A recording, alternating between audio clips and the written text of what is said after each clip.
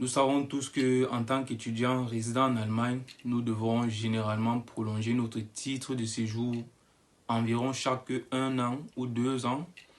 Et cela en fonction de la preuve financière qu'on apporte devant l'administration chargée de prolonger notre titre de séjour. Et parmi ces deux preuves financières, il y a d'une part la caution à hauteur d'environ 10 300 euros. Et d'autre part, il y a aussi une prise en charge. Une prise en charge qui est généralement signée par un proche résidant également en Allemagne et qui doit travailler en Allemagne. En apportant une preuve financière avec une prise en charge, on reçoit généralement 2 ans. Et pour ceux qui apportent comme preuve financière un compte bloqué de 10 300 euros, eux reçoivent généralement 1 an. Le problème ici se pose au niveau de la caution de 10 300 euros qui doit à chaque fois être mis dans un compte bancaire et bloqué, et dont l'étudiant propriétaire de ce compte bancaire-là a environ 900 euros qu'il doit retirer de son compte chaque mois pour pouvoir subvenir à ses besoins, c'est-à-dire payer ses factures, le loyer, l'assurance, se vêtir et bien évidemment payer de quoi manger et tout. Nous savons tous que mettre 10 300 euros dans un compte bloqué chaque année n'est pas à la portée de tous les étudiants. Et dans cette vidéo, je vais vous donner une astuce pour pouvoir prolonger son titre de séjour en tant qu'étudiant en Allemagne sans avoir à apporter une caution de 10 300 euros et sans avoir une prise en charge. Et cette astuce-là, bien évidemment, moi-même, je l'ai utilisée à maintes reprises pour pouvoir prolonger mon titre de séjour. Et je vous assure à 100% que ça fonctionne. Donc, restez jusqu'à la fin de la vidéo pour ne rien manquer.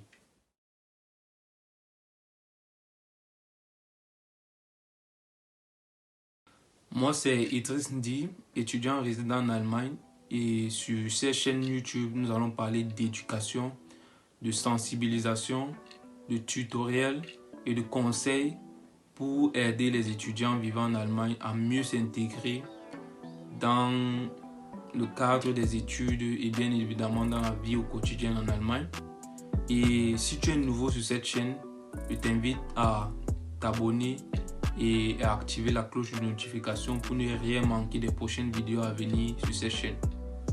Beaucoup d'étudiants résidant en Allemagne ne savent pas qu'il est possible de prolonger leur titre de séjour sans avoir apporté comme preuve financière une caution ou une prise en charge.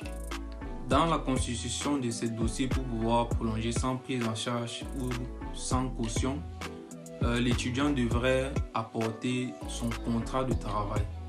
Et s'il a un mini-job, c'est encore mieux. Après le contrat de travail, la deuxième chose, c'est que l'étudiant devrait apporter ses 3 fiches de paye des 3 derniers mois à hauteur d'environ 900 euros. Donc ici, c'est très délicat parce qu'il faut faire très attention. Il faudra apporter les 3 derniers loans Abrechnung, c'est-à-dire les 3 dernières fiches de travail à hauteur de 900 euros. Je m'explique, c'est-à-dire que l'étudiant, dans les 3 derniers mois, devrait travailler minimum 900 euros.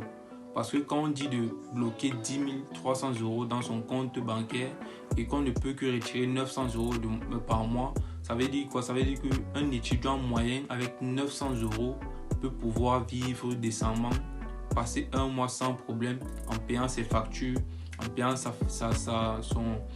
assurance et en mangeant sans problème. C'est pour ça que l'étudiant devrait travailler minimum chaque mois, minimum 900 euros pour pouvoir survivre dans ce mois sans avoir à se soucier de ses finances et tout. Donc ici, si on sait d'habitude que pendant les périodes d'examen, il est très difficile de travailler. Parfois, on arrête même de travailler pour pouvoir se concentrer sur les examens. Donc, je donne ici une astuce que l'étudiant devrait minimum mettre en tête que avant son rendez-vous pour pouvoir prolonger, il devait s'assurer qu'il est minimum les 3 derniers mois 900 euros. Mais tu peux travailler peut-être un mois, le premier mois, 1200 euros. Le deuxième mois, tu fais peut-être 700 euros. Et le troisième mois, peut-être 500 euros. L'étudiant devrait se rassurer qu'en faisant la somme des 3 derniers mois de salaire et en divisant par 3, ça donne 900 euros.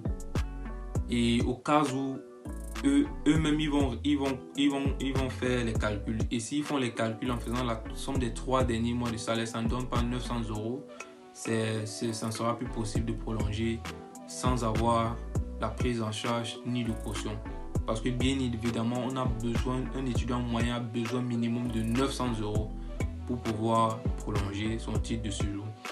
Avant, la caution était élevée environ à 8 000 euros. Mais après le Covid, nous savons tous que les prix ont explosé sur le marché et avec aussi la guerre en Ukraine et l'inflation qui s'est imposée et tout est devenu cher. C'est pourquoi la caution depuis ces 3 dernières années est quittée de 8 000 euros environ à 10 300 euros. C'est pour ça que maintenant, c'est minimum 900 euros par mois pour un étudiant de pouvoir vivre décemment sans avoir à se soucier de ses finances. Donc, faites très attention et faites en sorte que les 3 derniers mois de salaire soient minimum 900 euros pour ne pas avoir de problème. La troisième chose, c'est d'apporter son compte au stand pour montrer exactement la somme qui se trouve dans son compte bancaire à l'instant précis qu'on prolonge, ou bien le mois, le jour qu'on prolonge son séjour. Et comme astuce ici, je propose que l'étudiant mette environ 2000, se rassure qu'il y a environ 2000 euros ou 1500 euros dans son compte. Et au cas où, s'il n'a pas 2000 euros, il peut demander même à ses amis proches, aux amis de confiance et tout, pour pouvoir prêter de l'argent et mettre au minimum 2000 euros dans son compte. Et avec ça, avec ces 3 éléments-là, on vous prolonge votre séjour sans problème. C'est quelque chose qu'on ne va pas vous dire généralement parce que quand vous recevez votre termine et sur la lettre de votre termine, généralement ce n'est pas mentionné. Généralement, les preuves financières qu'on demande, c'est le compte bancaire, compte bloqué et la prise en charge. Mais on ne va jamais vous dire qu'il y a une autre façon de pouvoir prolonger sans avoir apporté ces 2 preuves financières-là. Et à partir de là, maintenant, l'étudiant peut travailler plus pendant les congés pour pouvoir épargner et mettre de côté pour pouvoir atteindre la somme de 10 300 euros. Et au cas où tu as toujours les difficultés à pouvoir épargner, tu peux toujours reprendre ce même processus-là et on va toujours te prolonger sans problème. Donc, il n'y a pas à s'inquiéter, il n'y a pas parce que c'est parfois une période très stressante. Et avec ces 3 astuces-là, je vous assure que vous pouvez prolonger votre titre de séjour sans problème. On arrive au thème de cette vidéo et si tu as trouvé la vidéo utile et intéressante, n'hésite pas à la partager autour de toi et de la liker bien évidemment. Si au cas où tu aurais des soucis et que tu n'as pas compris quelque chose, n'hésite pas à écrire en commentaire. Je n'hésiterai pas à répondre à tous les commentaires. Et on se dit à la prochaine pour une nouvelle vidéo et restez en bonne santé. Merci.